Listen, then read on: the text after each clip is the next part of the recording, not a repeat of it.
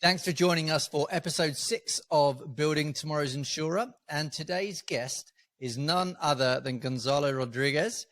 Gonzalo has spent more than 12 years in the insurance industry, working with the likes of Zurich and now Generali, and they're very much shaping their partnership and marketing approach. And I think there is no one better for us to kind of explore some of the perspectives of the future of insurance, and specifically how the insurer is thinking about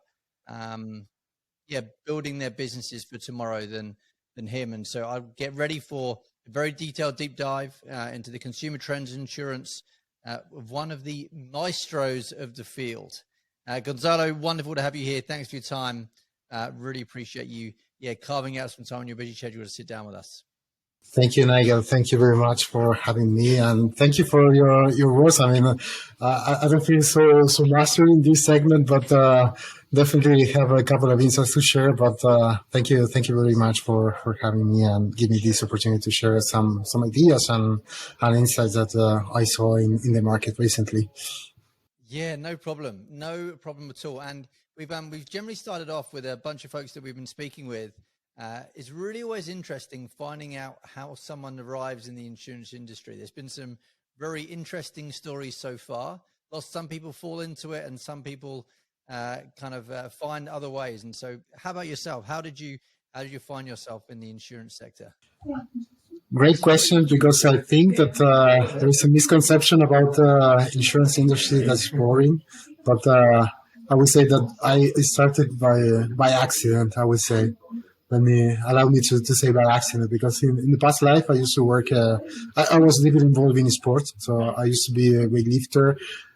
So I was studying for physical education, but I arrived to a point within the career that I started to doing some real practice in front of children, going to different schools.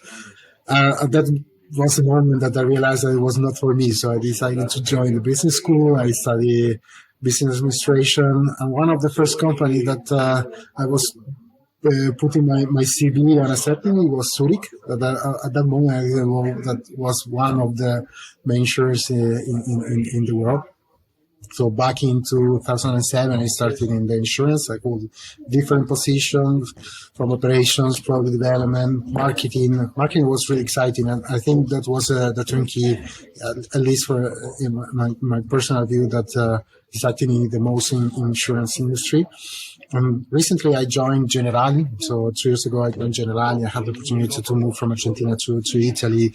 I'm working right now in what we call business development and partnership. And I think that we are living exciting moments in the insurance industry. I mean, all the rise of ecosystem, embedded insurance is like putting technology first, and then how we can adapt our business model to different models. So I think that professionally speaking is pushing me to learn even more about new technologies, enter into other industries, because you have to manage this way. I mean, you have to be expert in your vertical, but also when you are dealing with a e-commerce platform or fintech or whatever, I mean, you need to be flexible enough to understand their business model and how we can make let's say value proposition, joint value proposition that makes sense to the customers and works for both sides. So this is really challenging, and this put me and confirmed my passion in insurance, I would say. Your love for it. And it's a very it's a skill set that I'm sure not too many people have gone all the way through the different parts of the business that you have, I guess. And that's really interesting to hear how you kind of sat across a bunch of different areas of the insurer. Is there any areas particular that you just called out marketing there? Is there kind of any areas specifically that have had a really big influence on you and kind of how you think about the world, and any particular experiences that you have that have kind of shaped your thinking in the sector? Sure. I think marketing for intangibles is really challenging. So you have to dig into very much in the psychology of the customer. So when I started in marketing at the beginning, it was much more on product development, doing research. But then I had the opportunity to move to brand marketing. So I used to work in a regional office on Latin America, so I've been working to develop the brand, the Zurich brand, from Mexico to Argentina. So this made me to realize that we need to really get into the need of the customers and how brand and the whole value proposition impact in those customers. And then I realized that, I mean, it's a really basic point, but there is a different maturity of the businesses. And through sponsorship and different bunch of activities in marketing, we ended up doing some partnership as well. So just to give you an example, I do remember in the past we made a partnership with Avon. Avon is a reseller of makeup in Latin America, and in Mexico. We make a sort of partnership. So we were investing in a couple of initiatives for cancer against breast cancer in Mexico, and we also developed a specific product for the resellers. So you have like a scale. If you sell more, you arrive to better, let's say, tier resellers. If you arrive to the top one, we develop a product with a specific coverage to cover, I mean, the breast cancer diagnosis and as well payment of surgery if you need it. And I think there is a value. I mean, when you end up providing real value to the customers and things that are really touching for them, this is exciting.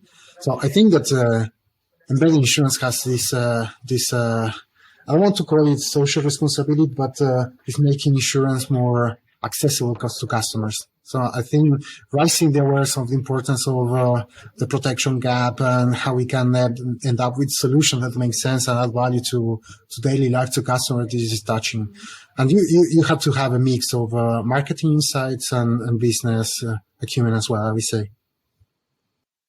It's so true, isn't it? Like, and that just to kind of bring to life the protection gap that you just called out there. There was some research. I think it came out by Swiss Re that showed that in the kind of past 2 decades, the protection gap has doubled, and that's kind of the protection, the kind of the financial and social protection, the gap that the insurance needs somebody has.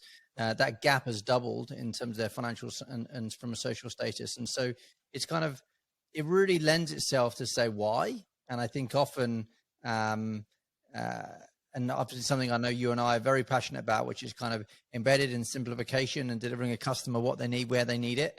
And I think that's a real kind of potential avenue to try and shrink that gap. And I think if you look over the last few years, there's been some like real tumultuous years, I suppose, within the industry, right? There's been obviously the COVID years. There's been some pretty kind of major events. It's been a pretty tough kind of sector to be in some scenarios. But I guess that's also kind of pointed to a bunch of customer needs changing. And so have you, what's your thought on that? What's your thought on this kind of change of customer need and how kind of insurers need to evolve to kind of meet this changing need? Well, you said it. I mean, pandemic really accelerated the online transition in many services. I mean, the trust from customers to high value or complex purchase online is really now more like a norm. And of course, this impacted as well in the insurance industry. So I think that the rise of digital is a game changer for the whole industry from 2 sides, from consumption sides from customers in the sense that they are really seeking more convenience, more integrated experiences, but as well in terms of infrastructure. I mean, right now, as we saw, there is a modularization of the value chain. So it's allowed to put different pieces from different type of player, from SaaS provider, from InsurTech, from any type of InsurTech that focuses on a specific piece. And this, overall, I would say that this really simplifying to any company to offer embedded insurance. And as well, there is an impact on the overall industry. I mean, we see some outsiders, companies entering as well in insurance. So we recently saw how Revolut, this digital bank, how they decided to move to a super app strategy. So they want to become like a one-stop shop for insurance as well. So they already launched a bunch of of solutions in the UK, in Ireland, now in Europe, and then also telcos. So I have in mind this Movistar company, Telefonica in Spain. They recently launched, not recently, I cannot confirm that, but they have Telefonica Seguros. So a telco entering really bold with a proper insurance company, giving capacity to InsurTech, doing business as well with their telco business as well through Movistar. I think these are like different elements that we see in the market. Yeah, big change, right? And I think when you think about the major carriers, what do you think the major carriers need to do? What's their response to this? Is there, or maybe what has their response been? And maybe what do you think the response needs to be in order for them to, I suppose, maintain and still continue to grow their positions? I will talk about Generali because I don't know if everyone knows what is Generali. I mean, Generali is one of the world's largest company. We have a history of almost 200 years old. We are present in 50 countries. Yeah. We in 2021 we celebrated 190. So we are a really old company and huge. Obviously, one of our key assets is the agent network. So for us, and besides that, we have a couple of business units in which we have up-running operations in direct distribution. I mean, for big companies, we need to understand that embedded insurance, or what we call internally at Generali B2B2C, it's a different game. So you can leverage on all your heritage and your expertise, but you need to build dedicated capabilities. And when it comes to dedicated capabilities, I can summarize it in three, I would say. So one absolutely is related to product innovation. I mean, we need to be much more flexible in building new solutions and also to cover new risk. So in the last years, we recently hear about cyber insurance. So these are risks that we don't have history in order to underwrite. So we need to be much more flexible in product innovation. I would say invest a lot in digital, IoT, and API capabilities to unlock, let's say, new customer data source. And this is really interesting because with IoT and diversion data, we are moving from a picture, I would say, to a movie. Because, I mean, with the telematics for motor business, I mean, you can build a history and you can be much more precise in quoting your tariff with the specific drive style of the customer. And this is also impacting from protection to prevention. And we see it as well in the health insurance. So with Generali, we have a partnership with Vitality as well. So we are providing a program in order to let's say, push and encourage healthy habits in order to reduce risk. So this is the second point. And the third one, I would say, is the ecosystem play. I mean, we have to be much more flexible in the collaboration with the emerging players. So as I told you before, there is a modernization of the value chain. So partnering with SaaS providers, with InsurTech, with InsurTech, and I mean, this is improving the productivity and reducing the time to market. I mean, if I can reduce it in three, these are the ones: product innovation, digital, IoT, and API capabilities, and the third one, the ecosystem play. Do you know, I love that analogy of picture to movie. I've not heard that before, and it's a really great way to think about it. One thing that we kind of see a little bit on that piece is lots of this data is available, but I think the capability to process it and use it effectively, I think, is the next step. And how are you seeing folks having the ability to do that? Are you seeing kind of businesses like Generali like partner to be able to kind of get that processing power of the IoT devices and those kind of big data pools to influence underwriting? Are you doing it all internally? Like, really interested to learn how you guys are thinking about kind of, really processing these really big data sets. When it comes to IoT, Generali is really into this game. So we have our factory, IoT factory, that's Geniot. So within Geniot, we have all the capabilities to provide, let's say, and take advantage of the data from the telematics service provider, from the OEMs, or even through the mobile app, to take advantage of all the different elements that makes your driving style. We take advantage of all this information in order to provide value-added services, meaning prevention tips in order to ameliorate your risk profile. We can be much more precise in doing, let's say, the underwriting, and as well we are unlocking some temporary solutions. So I imagine that you don't have the casco coverage, but you would like to take it for a short trip. Now with the advantage of IoT, you can unlock as well new services. But also, I would say that besides the IoT, you also have to take advantage of the data of your customer, for the customer of your partner, I would say. So just to give you another example, in Latin America, we have a partnership with Mercado Libre. Mercado Libre, to give you a little bit of context, like the main e-commerce and retailer platform in Latin America. And with them, we started a partnership or a collaboration in 2011. We have done a bunch of marketing activities, but also recently we launched a mobile insurance protection within their ecosystem. So we are taking advantage of all the information of the transaction. So if a customer of Mercado Libre buys a mobile insurance, a mobile device, we really streamline the overall sales with 2 clicks. So you have to select the level of protection, how you are going to pay it, and we are taking all the customer data from Mercado Libre. We are taking advantage of the payment means of Mercado Libre. So you are also taking advantage of the data as well for the customer.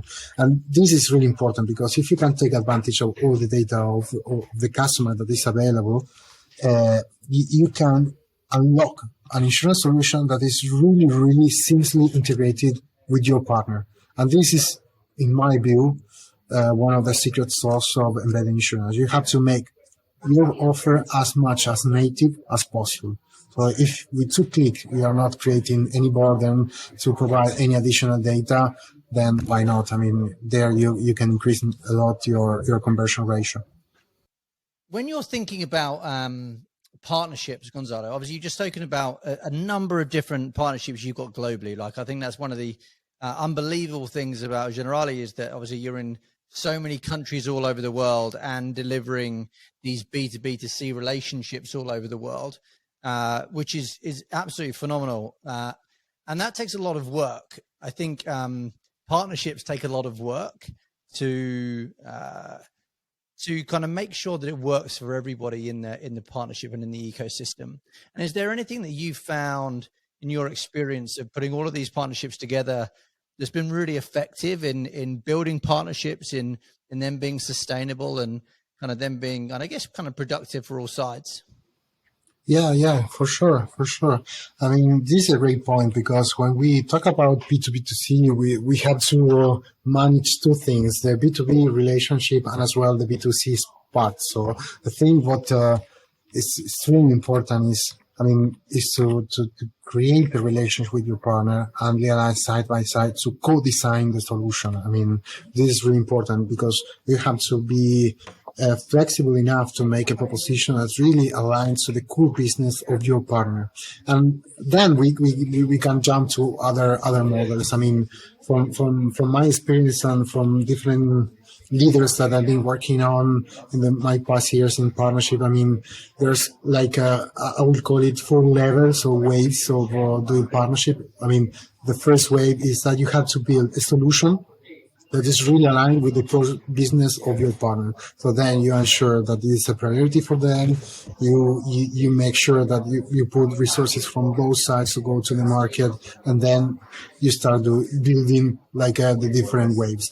The second wave is how we can ensure the payment flow of your partner. So if you are talking with the telco, how we can ensure that their customer stick with them the most time possible, so that you can build some financial protection solutions that can ensure the premium flow for your customer. The third way I would call to start insuring all the properties of the customer. So then once you have a relationship with your customer, then you can end up with much more, let's say, complex solutions or complex products to other, let's say, parts of the life of the customer, of your partner. And the fourth way is ensuring their lives. So as you can tell, there is in one way to build a successful partnership with your partner, but I mean, the main important one is to have a common view, to have common objectives, and you be flexible enough in order to add value to their customers. At the end of the day, value is the most important piece. Yeah, it's being aligned early. That's what I completely agree. Being aligned early, because sometimes you can think you want the same thing, but actually kind of when it boils down, there's different goals. And so if you can have a really honest conversation early around what the actual goals are, and whether that's retention or revenue or growth or whatever it is, knowing that then allows you to kind of align kind of where you're walking into. And I think that kind of leads really nicely here at Kanopi, especially. We think about what areas can we continue to push in, what areas are we not thinking about, and that we should be spending some percentage of our time thinking about, because that's where the future will be. Have you kind of got a view on, maybe in the near term, next 5 years, anything kind of you're seeing these kind of any really promising areas that haven't really hit kind of mass market yet, or hit kind of kind of mass adoption, that you think are really interesting areas to keep across? We're talking in the B2B2C / embedded insurance. I would say that the current revenue pools are really concentrated in the retail space, like telcos, retailers, OEMs. But in the future, I see there is going to be much more growth coming from e-commerce, sharing platform. I mean, there is a huge protection gap with all these gig workers, sharing economy platforms, that I think there is a bunch of things to do. And as well, I will say that in the utility segment as well, there's going to be a great potential as well. So in the future, I will see that, or we foresee there's going to be a transition from current revenue pools to more digital ones. With those digital revenue pools, do you think it'll be partner specific or product specific? Do you think that it's more thinking about the partners that are going to have access to the customers with needs, and then the job to be done is to find the right product for them? Or do you think like a certain product line, like, I don't know, a liability product for the gig workers, or do you think it's a little bit more product specific, or do you think it'll be more kind of like partners that have got enormous distribution, access to enormous pools of data, and they're going to be really curating products that are right for their customers, and that's where those big premium pools to come from? And give you an example of that, obviously, kind of there's a bunch of really good work like in Alipay. Obviously, the Alipay are doing a great job of kind of looking at customer need, kind of standing up micro insurance products and delivering some pretty big GWP numbers. That's that kind of example of find the problem set and deliver the right product, versus kind of, this is a product we have, let's push it down a new distribution channel and maybe grow kind of GWP iteratively. Great question that I really did not dig into, but my bet is that depends a lot on the strategy of these big players. I mean, some of them are entering with different strategies, sometimes with a marketplace, sometimes with fully embedded solutions, really integrated in value chain. So my bet is it depends on partners and how the segments will evolve. When it comes to e-commerce, you see there is a huge movement and trend toward extended warranty and protection products in the e-commerce. I see a bunch of players entering as well, really, really in bold way in these segments. But there is a huge potential for these players. I mean, because if you consider an e-commerce, then you have the customers, but also you have, let's say, the opportunity with the merchants as well. So there is a huge potential as well to serve from both sides of the equation. I mean, those SMEs with a huge potential as well in this segment.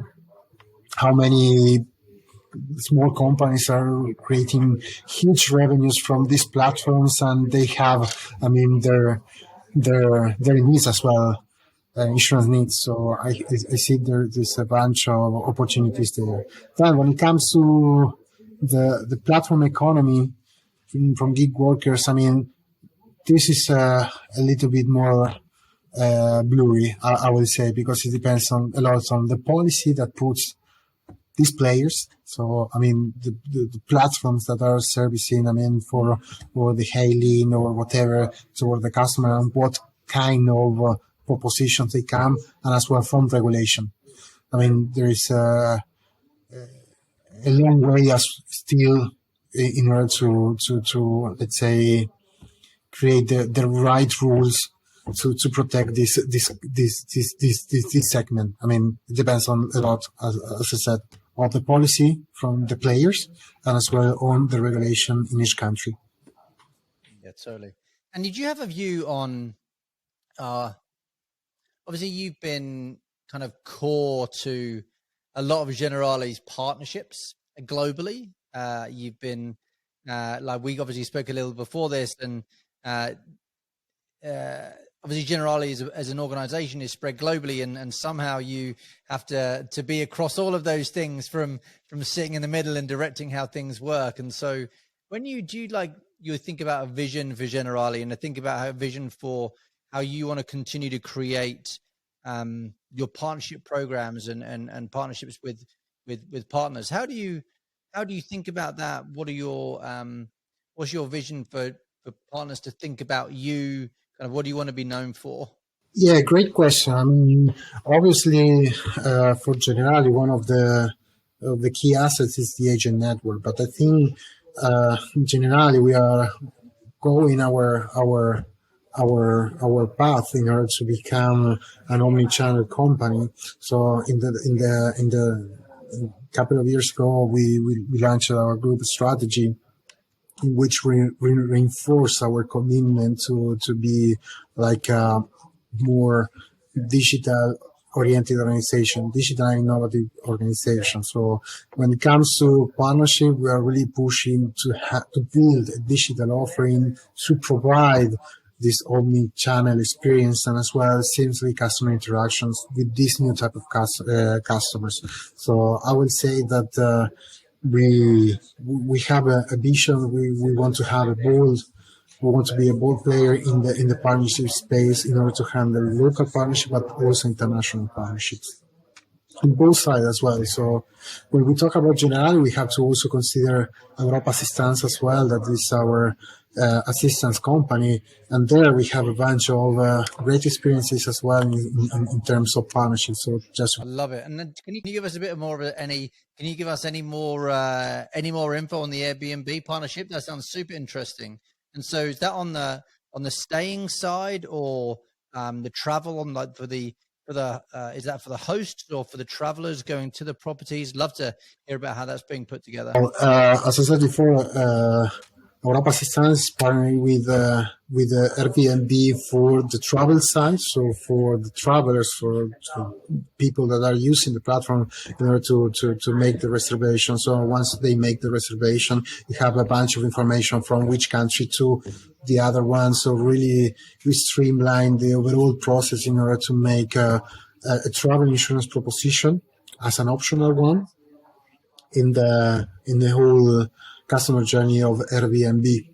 So right now we already live in the US. Now we are expanding globally. We already have implemented Europe. So this is the optional part of the travel insurance, I would say. I love it, and that's like, kind of, I guess, something that you said right at the top of our conversation, which was kind of these big platforms with kind of large amounts of customers. like that have got used to a certain level of experience. There's this like expectation of how they'll be, what their digital experience will be like. And so it's so important for that insurance experience not to be jarring, but to kind of fit very seamlessly with what they are experiencing in the rest of their kind of Airbnb or an e-commerce journey. So I imagine your kind of UX team has to work very hard on that.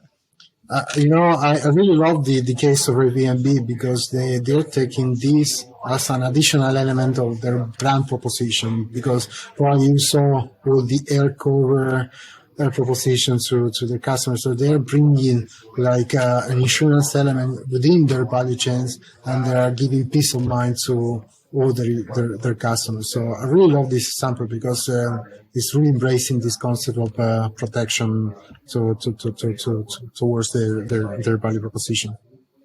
Their customers.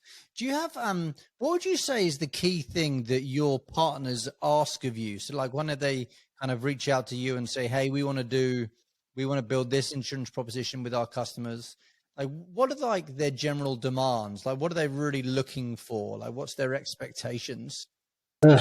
This is really interesting question, because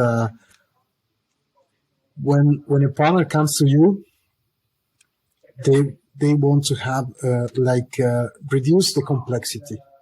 So and this is a real challenge for all the segment. I mean, how you can ensure that you can reduce the complexity in the insurance world, because we know insurance is complex. You have the regulation, you have different rules you have to be in compliance with. So I mean, most of the partners ask you, of course, the digital capabilities in order to seamlessly integrate the platform, but as well to reduce all the complexity of your products. I mean, how we can, let's say, reduce as much as possible the onboarding of the customer, how we can provide products which really simple and easy to understand for customers.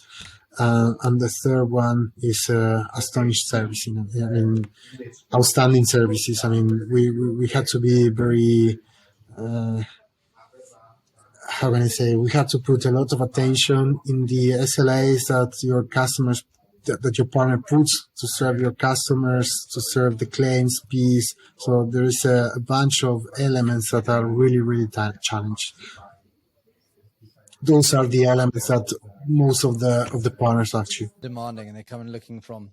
And it's something that we've seen. And there's definitely nuance to every partner in terms of some kind of nuanced kind of want or demand, or kind of what they really want to try and deliver. But I think you're right. The education and setting expectation early of like, sometimes insurance is complex because we're trying to protect a risk that is hard to understand, and therefore you've got to be able to price it to be able to keep the customer happy when the need is there, which is when it's claim time, right? And that's kind of when a product really comes to its fore, is when it's claimed upon. And so sometimes if you don't get it all right up front, then that's kind of when the product falls over. I know kind of some of my team were there. I know Generali was, I'm sure they're in force at the InsurTech Insights conference last week.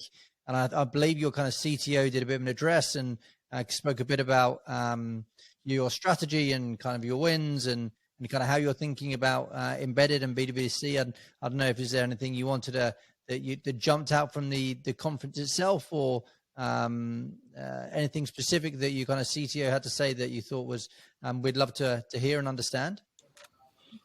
Yes, it was a great event, massive one. I mean, I participated in a bunch of, I attended a bunch of keynotes and panel discussion. I would say that still embedded insurance is a big thing. I mean, there's a great expectations of growth, and as well, I would say this maturing really fast. I mean, right now, a couple of years ago, compared to this one, you have much more players entering this. You see like big corporations or legacy insurance entering this game with dedicated entities. I mean, probably it's a buzzword, this concept of ecosystem, but it's really building an ecosystem there. You can collaborate with any company. Surprisingly for me, right now all the tech and digital, they don't see it. People don't see it as a issue because it's become a must. So digital is really into the value proposition of all these players. So now it's not like how we can ensure the digital capabilities. No, it's like digital must be part of your value proposition. And then there was a bunch of discussions about what we were talking before, like how we can reduce the product complexity, how we can ensure seamlessly claims experience to the customer or your partner, and as well, and maybe this is more Europe centric, but Europe is not one country, so regulation is also another topic to overcome. Then another element that I listened several times is that incumbents that want to enter in the embedded insurance space is not a short-term play. I mean, you are not going to arrive to a break-even in year 3. This is a long play, 7-8 years. So, I mean, this also puts you in perspective how important it is to select the right partners in order to invest in this segment, because there is a long ride to go through and really exciting. To get the returns. And I think that maybe takes us really nicely into the final question that we've kind of asked everybody when they've come on. And obviously the title of the pod is The Future Insurer. And we're obviously super focused on thinking about how do we as an industry and insurers need to evolve to get ready for and kind of thrive in the future. And so if you've got any advice or thoughts on what that future insurer needs to do or needs to look like? This is a great questions. I mean, I think what all companies need to focus is in the customer evolution, customer behavior, how we can, let's say, not think always with the traditional rules of doing business, like keeping the whole value chain within the company, how we can take advantage about partnership in order to enhance our propositions and offer as well omni-channel experience to customers. I mean, right now, customers are really seeking this convenience. So I have a brother of 18 years old, and I kind of see him go into a complex or thinking about insurance. I mean, I'm pretty sure that he's not going to own a car. Probably he's going to rent it. And if he rented, I mean, insurance should be part of the product. I mean, so I see that companies will need to have this open mind to test, to learn, and be much more open to let's say innovative partnerships, innovative collaborations. I absolutely love it. Gonzalo, this has been such a good conversation. It's your insights and obviously the massive amount of work that Generali is doing across the segment. I think the partnerships speak for themselves. So thank you so much for your insight. I've really enjoyed it. I'm sure everyone listening has too. Good luck with everything. I'm sure we'll be seeing many more partnerships, and I will look out for when I next stay in my Airbnb, wherever that is. I'll look out for the protection coming with it. So thank you. Have a great rest of your day. And again, I really appreciate the time. Thank you, Nigel. Once again, thank you for having me. And you're a great host, so I really enjoyed it. Thank you very much.